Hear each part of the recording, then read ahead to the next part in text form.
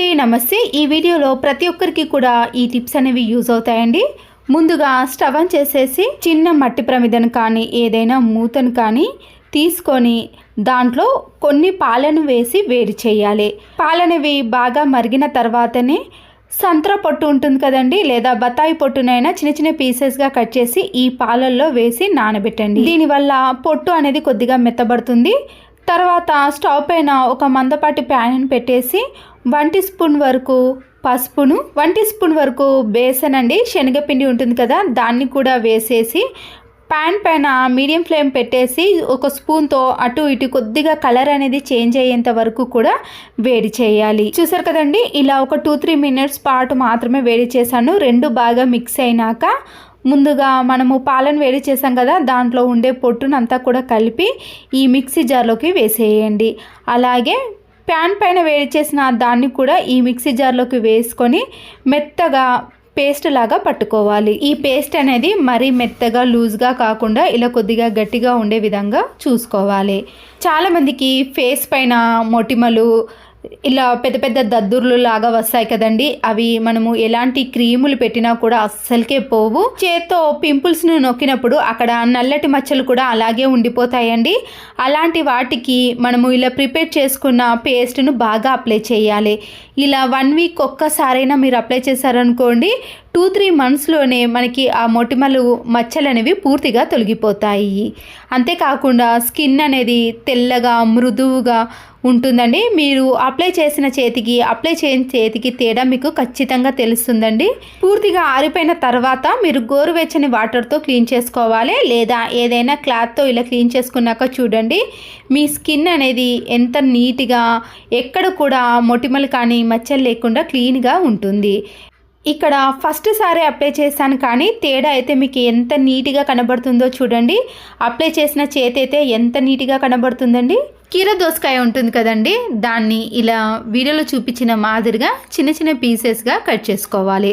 నేనైతే ఇక్కడ ఫుల్గా తీసుకోలేదండి, హాఫ్ మాత్రమే తీసుకొని కట్ చేసుకున్నా. మిగతా హాఫ్ని మనం ఫ్రిడ్జ్లో పెట్టుకొని ఎప్పుడంటే అప్పుడు యూజ్ చేసుకోవచ్చు. వీటన్నిటిని కూడా మిక్సీ జార్లో వేసుకొని వాటర్ వేయకుండా లిక్విడ్ లాగా మెత్తగా మిక్సీ పట్టుకోవాలి. ఇలా మిక్సీ పట్టుకున్న కీర దోసకాయ జ్యూస్ని మొత్తం కూడా మనము ఐస్ ట్రేలో వేసుకోండి. హాఫ్ కీర దోసకాయనే కట్ చేసా కాబట్టి మొత్తం ట్రే కాలేదండి, కొద్దిగా మాత్రమే అయింది కాబట్టి వాటిలో ఫిలప్ చేసేసి మీ ఇంట్లో ఐస్ క్రీమ్ స్టిక్స్ కానీ లేదా టూత్ పిక్స్ ఉంటాయి కదా, మధ్యలో ఇలా టూత్ పిక్స్ని పెట్టేసేయండి. ఇలా పెట్టేసినవన్నిటిని తీసుకెళ్ళి మనము డీప్ ఫ్రిడ్జ్లో ఒక 4 to 5 అవర్స్ పాటు పెట్టేసామనుకోండి, మనకి ఐస్ క్యూబ్స్ లాగా నీట్గా తయారవుతాయి. అప్పుడు మనము కండ్ల కింద నలుపు మచ్చలు కానీ లేదా కండ్లు అనేవి మంటలుగా అనిపించినప్పుడు లేదా స్కిన్ అనేది గ్లో తగ్గినప్పుడు, కొంతమందికి ఆయిల్ ఫేస్ ఉంటుంది కదండి, అలాంటి వారికి ఇలా మనము ఒక్కొక్క ఐస్ క్యూబ్ని తీసుకొని మనం పెట్టేసుకున్నాం అనుకోండి, ఫేస్ అనేది చాలా నీట్గా క్లీన్గా కనబడుతుంది. ఫేస్ పైన ఉండే డెడ్ స్కిన్ అనేది పూర్తిగా పోతుంది. ఒక చిన్న బౌల్ని తీసుకొని బేకింగ్ సోడా ఉంటుంది కదండి, దాన్ని 1/2 స్పూన్ కానీ లేదా 1 టీ స్పూన్ వరకు వేసుకోవాలి. దీంతో పాటు తేనె ఉంటుంది కదండి, 1 టీ స్పూన్ వరకు యాడ్ చేసుకోవాలి. ఆల్మండ్ ఆయిల్ ఉంటుంది కదండి, దాన్ని కూడా 1 స్పూన్ వరకు వేసుకోండి. ఒక నిమ్మకాయని తీసుకొని దాన్ని హాఫ్గా కట్ చేసుకొని ఒక హాఫ్ భాగాన్ని మాత్రమే ఆ నిమ్మరసాన్ని ఈ బౌల్లోకి వేసుకోవాలి. మనం వేసినవన్నిటిని కూడా 1 స్పూన్తో బాగా మిక్స్ చేసుకోవాలి. తేనె కలవడానికి టైం పడుతుంది కాబట్టి ఒక సెకండ్ పాటు కూడా ఇలా బాగా కలిపేసేయండి. ఇలా కలిపిన మిశ్రమాన్ని కాళ్ళపైన చాలామందికి మనము శాండిల్స్ కానీ చెప్పులు వేసుకున్న మచ్చలు కానీ లేదా నల్ల మచ్చలు అనేవి ఎక్కువగా తయారవుతాయండి. ఈ లిక్విడ్ని వేసి నిమ్మరసం వేసిన తొక్క ఉంది కదండి, ఆ తొక్కను తీసుకొని ఇలా పాదాలపైన బాగా అప్లై చేయండి. ఇలా ఒక 2-3 మినిట్స్ పాటు ఈ లిక్విడ్ని వేసి బాగా అప్లై చేశారనుకోండి, దానిపై ఉండే నలుపు అనేది పూర్తిగా తొలగిపోతుంది. 2-3 మినిట్స్ పాటు బాగా రుద్దేసిన తర్వాత ఒక బకెట్లో కానీ లేదా టబ్బులో కొన్ని వాటర్ని వేసుకొని, మీరు హెయిర్కి వాడే షాంపూ ఏదైనా సరేనండి, కొద్దిగా మాత్రం ఈ వాటర్లో కలిపేసేయండి. అప్లై చేసిన కాలును దాంట్లో పెట్టేసి ఆ వాటర్తో ఇలా కాలును మొత్తాన్ని కూడా రుద్దేసేయండి. ఇలా రుద్దేసిన తర్వాత మీరు ఏదైనా పొడి క్లాత్తో క్లీన్ చేసుకున్నారనుకోండి, పాదాలు అనేవి చాలా ఫ్రెష్గా, నీట్గా, క్లీన్గా, ఎక్కడ కూడా ఎలాంటి మచ్చలు లేకుండా కనబడుతుంది. ఎంత నలుపు పట్టినా పాదాలైనా సరేనండి, ఇలా ఒక 4-5 సార్లు చేశారనుకోండి, పాదాలు అనేవి చాలా నీట్గా కనబడతాయి. కాటన్ క్లాత్ని తీసుకొని దాంట్లో కొన్ని మెంతులు ఉంటాయి కదండి, 1 టీ స్పూన్ కానీ లేదా 2 టీ స్పూన్స్ వరకు వేసి 7 నుంచి 8 వరకు లవంగాలను కూడా అందులో వేసేయండి. వీటన్నిటిని కూడా ఇలా చిన్నగా మూట కట్టి ఊడిపోకుండా ఉండటానికి ఒక రబ్బర్ బ్యాండ్ను కానీ లేదా ఏదైనా క్లాత్తో కానీ కట్టేసేయండి. స్టవ్ ఆన్ చేసిన తర్వాత మందపాటి ప్యాన్ని పెట్టేసి మనము ఇలా కాటన్ క్లాత్ని పెట్టేసాం కదండి, దాంట్లో ఉండే మెంతులను, లవంగాలను చాలా బాగా వేడి చేయాలి. మరీ హెవీగా వేడి చేయకూడదండి. మనకి చేత్తో పట్టుకున్నప్పుడు గోరువెచ్చగా తాకితే సరిపోతుంది. హెయిర్లో ప్రతి ఒక్క రూట్ దగ్గర, మనకి హెయిర్ వచ్చే దగ్గర రంధ్రాలు ఉంటాయి కదండి, అక్కడ మనము ఇలా పెట్టేసామనుకోండి, బ్లడ్ సర్క్యులేషన్ అనేది బాగా జరిగి హెయిర్ ఫాల్స్ అనేది తగ్గిపోతుంది. హెయిర్ అనేది నల్లగా, పొడవుగా, ఒత్తుగా, దృఢంగా పెరుగుతుంది. ఇలా మీరు అప్పుడప్పుడు మధ్యలో చేశారనుకోండి, హెయిర్ ఫాల్ అనేది పూర్తిగా పోతుంది. వెంట్రుకలు కూడా చాలా దృఢంగా పెరుగుతాయి. దూది ఉంటుంది కదండి, నేను ఇక్కడ 2 పీసులుగా తీసుకున్నాను. ఒక కాటన్ని తీసుకొని ఇలా వెడల్పుగా చేసుకోవాలండి. అదేవిధంగా మరొక దాన్ని కూడా ఇదే ప్రాసెస్లో చేసుకొని, ఓమా ఉంటుంది కదండి, ఇలా చిన్నగా జీలకర్ర మాదిరిగా ఉంటుంది కానీ ఇంకా చిన్నగా ఉంటుందండి, దాన్ని మనము ఇలా వెడల్పుగా చేసుకున్న దూది పైన వేసేయండి. చిన్న రోల్ని తీసుకొని బాదం ఉంటుంది కదండి, ఒక 5 కానీ 6 కానీ తీసుకొని ఈ రోట్లో వేసుకొని సన్నగా పొడిలాగా దంచుకోవాలి. ముందుగా ఓమ వేసుకున్నాం కదండి, దానిపైనే ఈ బాదం పొడిని కూడా రెండిట్లో వేసుకోవాలి. ఈ దూదిని చేతిలోకి తీసుకొని మనము వత్తిని చేసుకుంటాం కదండి, అలా సన్నగా దూదిని చేసుకోవాలి.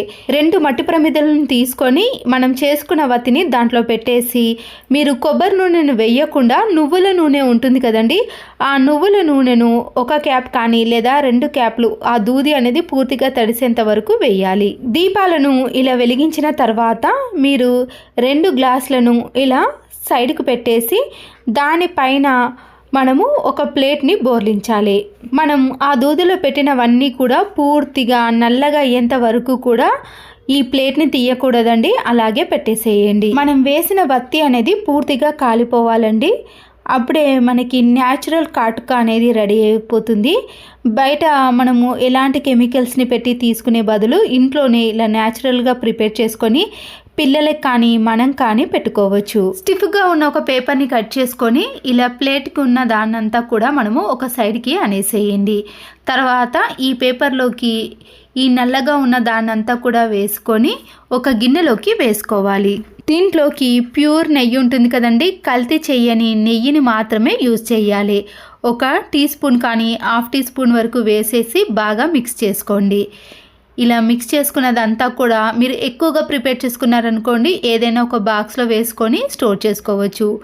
అప్పటికప్పుడు ప్రిపేర్ చేసుకొని పిల్లలకి కానీ మనం కానీ ఈజీగా పెట్టేసుకోవచ్చండి.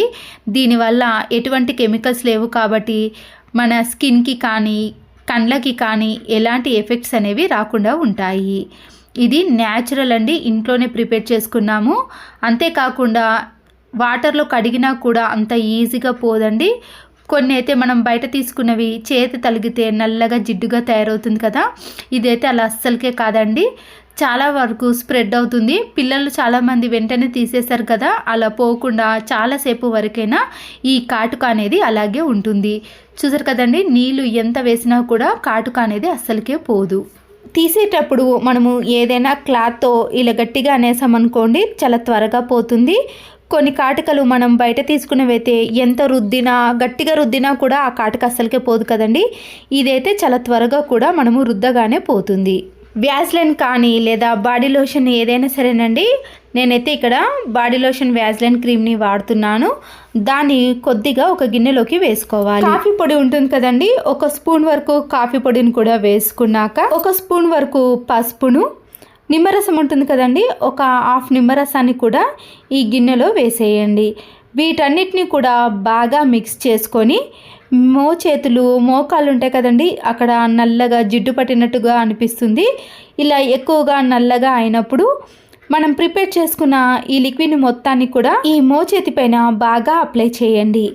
ఇలా ఒక 2-3 మినిట్స్ పాటు బాగా రుద్దేసిన తర్వాత పూర్తిగా ఆరిన తర్వాతనే మనము క్లీన్ చేసుకోవాలి. మీరు పొడి క్లాత్తో కానీ లేదా గోరువెచ్చని వాటర్తో అయినా క్లీన్ చేసుకోవాలి. వారానికి ఒక 2-3 టైమ్స్ పెట్టినా చాలండి. మోచేతి వెనుక భాగాన ఉన్న నలుపు, మోకాళ్ళకు ఉన్న నలుపు అనేది పూర్తిగా తొలగిపోతుంది. ఎక్కడ కూడా మీకు నలుపు అనేది కనిపించకుండా ఉంటుంది. బాగా పండిన ఒక టమాటాను తీసుకొని హాఫ్గా కట్ చేసుకోవాలి. హాఫ్గా కట్ చేసుకున్న టమాటాను తీసుకొని దానిపైన కోల్గేట్ పేస్ట్ని అప్లై చేయండి. ఈ టమాటో పైన బేకింగ్ సోడా ఉంటుంది కదండి, వంట సోడాను కూడా కొద్దిగా వేసేసి టమాటా పైన దీన్ని కొద్దిగా స్ప్రెడ్ చేసేసి మనకి నెక్ భాగం అనేది చాలా నల్లగా చారలుగా ఉంటుంది కదండి, ఇలా నెక్ పైన బాగా అప్లై చేయాలి. ఇలా వారానికి ఒక్కసారన్నా అప్లై చేశారనుకోండి, మనకి మెడ అనేది నల్లగా లేకుండా నీట్గా స్మూత్గా తయారవుతుంది. నేను ఇక్కడ పాదాల పైన అప్లై చేసి చూపిస్తాను చూడండి. టైం దొరికినప్పుడల్లా మనము మెడ భాగాన అప్లై చేసామనుకోండి, మెడకు ఉండే నలుపు చారలు అనేవి పూర్తిగా తొలగిపోతాయి. అప్పుడు మనకి ఫేస్ ఎలా నీట్గా కనబడుతుందో నెక్ భాగం కూడా అంత నీట్గా కనబడుతుంది. మీరు తర్వాత పూర్తిగా ఆరిన తర్వాత గోరువెచ్చని వాటర్తో కానీ పొడి క్లాత్తో కానీ క్లీన్ చేసుకోవాలి. ఇక్కడ చూపించిన స్కిన్ గ్లో టిప్స్ అన్నీ కూడా న్యాచురల్వేనండి, ఇంట్లో ప్రిపేర్ చేసుకునేవే. మీరు ఒక్కసారి పెట్టి గ్లో రావటం లేదని కాకుండా మనకి టైం దొరికినప్పుడు కూడా అప్లై చేశారనుకోండి, ఈ టిప్స్ అన్నీ కూడా మీకు 100% రిజల్ట్ అనేవి ఇస్తాయి. ఈ వీడియో నచ్చితే తప్పకుండా లైక్ చేసి మీ ఫ్రెండ్స్కి, రిలేటివ్స్కి షేర్ చేయండి. ఇలాంటి మరెన్నో వీడియోల కోసం నా ఛానల్ని ఇప్పుడే సబ్స్క్రైబ్ చేసుకోండి. మరో వీడియోతో మళ్ళీ కలుద్దాం. Thanks for watching.